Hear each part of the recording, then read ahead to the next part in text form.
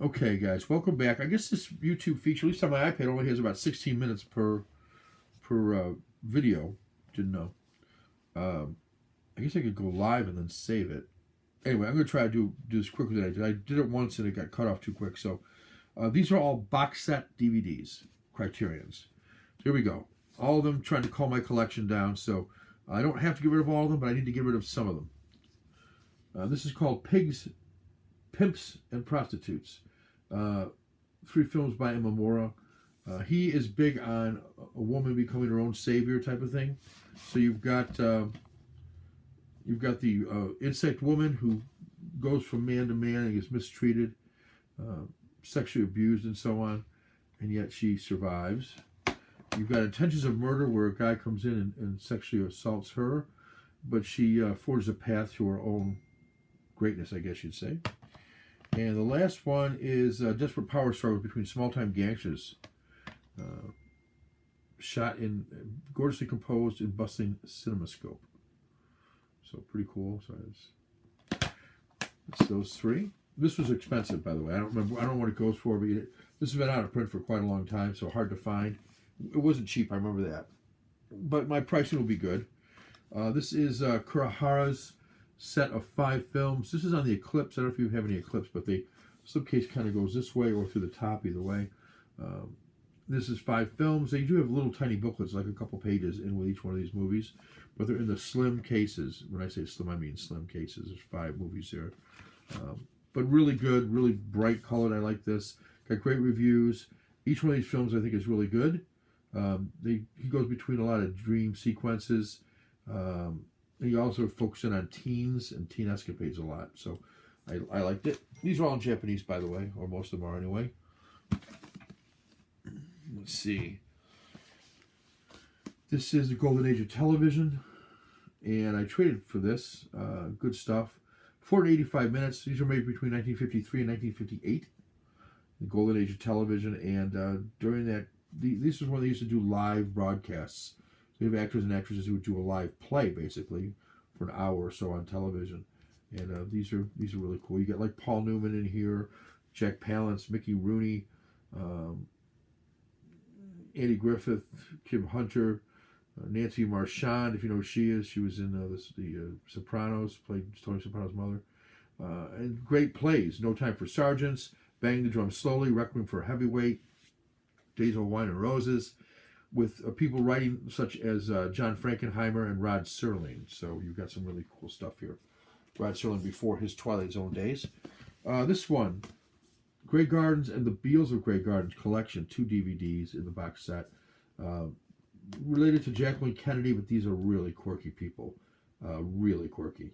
I can't explain any better than that. You'd have to just see it. Documentary.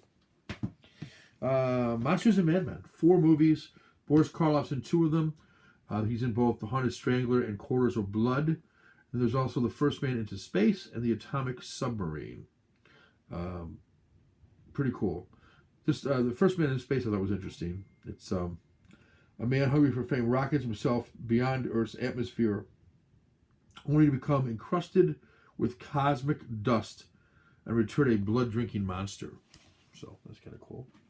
Those are suitable for October, Halloween. This one, I'm trying to keep the plastic on this because I thought it was pretty cool. There's a film trilogy by Ingmar Bergman, one of my favorite directors. Through a Glass Darkly, Winter Light, and The Silence. I love Bergman takes on some topics that nobody else takes on. There's also a Ingmar Bergman makes a movie, which I think is talking about Winter Light, if I remember right. All these are good, though. Spine 209, 210, 211, and 212. Yeah. Yeah, great stuff here. Yeah, I can't tell you much more about it. Winter Light was the one that jumped out at me. Let me just see a quick little jump at this. Oh, yeah. Small town pastor performs his duties mechanically before a dwindling congregation when he's asked to assist a troubled parishioner, Max von Sydow. With his debilitating fear of nuclear annihilation, Tomas is terrified that he can offer nothing but his own uncertainty. Pretty cool stuff, though. 80 minutes. These were all in None of them are English. They're in Swedish usually, with optional English titles from Bergman. Okay. Next. I guess this is a box set. It's Yojimbo and Senjuro. Good stuff. Akira Kurosawa. This is samurai stuff. So if you like samurai movies, there's two. They're both, I think, really good. That would be relatively cheap, I think, for that. This one I really like. I don't want to sell this one, but I might. This is Spider 342. Again, these are DVDs. Yeah, these are DVDs. I had to check to make sure. I think this is 6 discs. So 6 different movies. The Bakery Girl of Monceau. Oh, this is Eric Rohmer. Bakery Girl of Monceau, Suzanne's Career, My Night at Maud's, La Collectioneuse. Claire's Knee, I Love in the Afternoon. I loved Claire's Knee. A guy that's obsessed with a much younger girl, underage girl, and he focuses in on her knee, which is especially attractive. It really is kind of attractive knee. Let me see if they have a picture of her knee here to just show you. I really like that one. I think probably the best of all these, but they're all good. Yeah, Claire's knee. There's her knees. There's Claire. I believe she's underage, if I'm not mistaken. 16-year-old Laura. And more tantalizingly, Laura's long-legged blonde half-sister Claire. I think Claire's younger than Laura. She might be 13 or 14. So a little bit of a risque.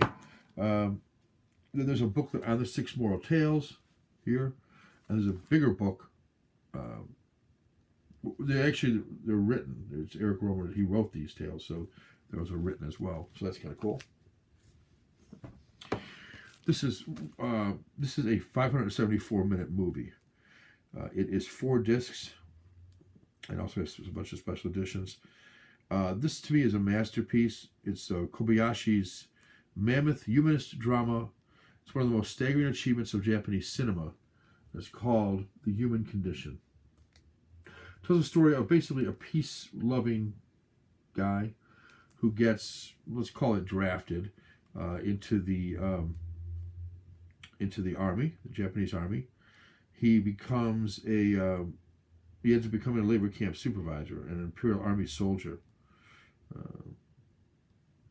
And it's a raw indictment of its nation's wartime mentality, as well as a personal existential tragedy. It's riveting, gorgeously filmed, and it's an epic in novelistic cinema at its best. So, yeah, I love this movie. It took me a while to get through it, but I loved it. I had to watch it in numerous settings. Well, 4 full-length movies, basically, to turn into one. Mr. Arkadin, however you want to say that. Orson Welles. It's a little rough. I traded for this one. It's a little rough. It's got some banged up thing here. Movies are fine, and it's got the book written by Orson Welles, allegedly.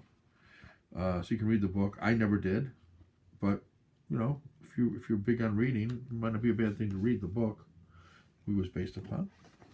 And then it's got inside here. This is not dented at all. This piece, it's part of it. Is a slip. There's one of these types again, which is not my favorite, but this has, I think it's 3 or 4 different movies. Yeah, 3 different movies. One was the Corinth version, they called it. Then there was the Confidential Report, also known as the Confidential Report. And then there was the Complete Confidential Report here.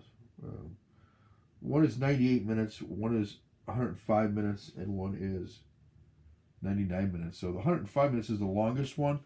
One of them is an attempt to try to piece together what they think Welles would have wanted. One of them is what was released in Great Britain, and one of them was what was released in the United States, and they're different. But it's cool. It's cool to see the different versions, and they are different enough where it's worth watching all of them to see what was taken out, what was put in, and so on. Studios just never let Orson Welles do what he wanted to do, except for one exception. You might have heard of Citizen Kane. Of course you have. And that's the one that they let him do whatever he wanted. And after that, they never did. He took too long. He was very precise in the cutting room. He took forever in the cutting room to edit things. And anyway, next. I think I can get through these this time. This one is worth more. I don't know how much more. It was worth something years ago, and since David Bowie's death, my guess is it's worth more. But it's called, it's in plastic because it is worth something. The Man Who Fell to Earth, with David Bowie as an alien who comes down to Earth. Yeah, I don't know what this thing is worth. It's worth something. It's obviously worth something. I would sell it, no problems. I've watched it. It's a good movie. I enjoyed it quite a bit. I thought David Bowie was brilliant in it. So, The Man Who Fell to Earth. It's got the book, The Man Who Fell to Earth, I believe.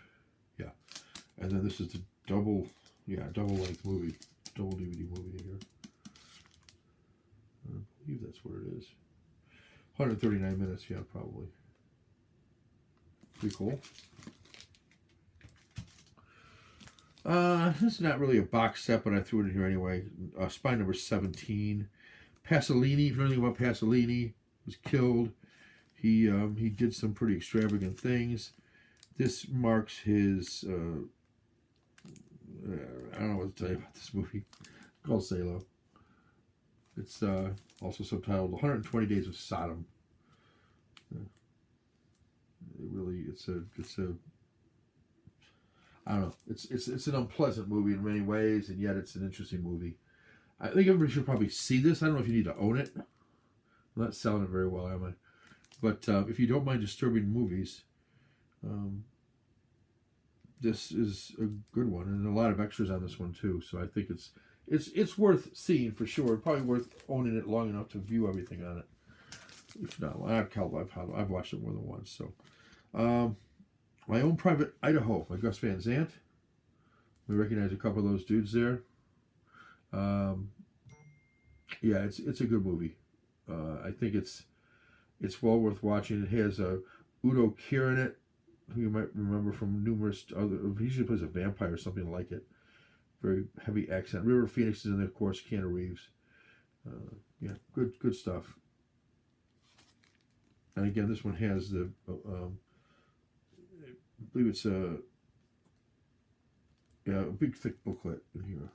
Right here is the booklet, and then it's the movie. Pretty cool. 2 left, and then we're moving on.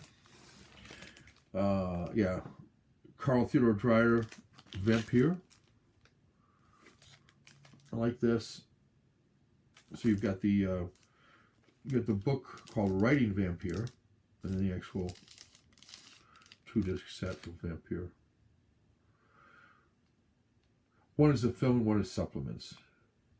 A documentary about Carl Theodor Dreyer, a visual essay about Vampyr, and then a radio broadcast from 1958 of Dreyer reading an essay about filmmaking. So all good stuff there. Last but not least, definitely not least, I'm not even sure I want to sell this one. I kind of don't want to sell this one, but I'm going to show it to you anyway. I guess for the right price I will. But I'd probably be a little bit stricter on this price than most of the other ones. And that is, just I really admire this man and what he's done here with these films. And that is John Cassavetes, a guy who used to act simply to make enough money so he could direct his own films. And just had some brilliant acting out of this. You probably heard A Woman Under the Influence. Great movie.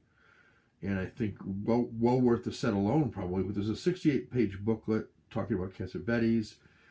There's a documentary on him, which I think is really good. And then there's 5 movies, which are excellent. Shadows, Faces, A Woman Under the Influence, The Killing of a Chinese Bookie, and Opening Night. So, and they are in this case, if I remember. Come on, I gotta slide out of here. When it slides out like that. And then each one of them is in their own little cardboard case. So, pretty cool. I like Jack Cassavetes a lot. And I don't tire watching these movies, so we'll see about that one. But it's for sale. Everything's up for sale. Just a matter of if I end up agreeing on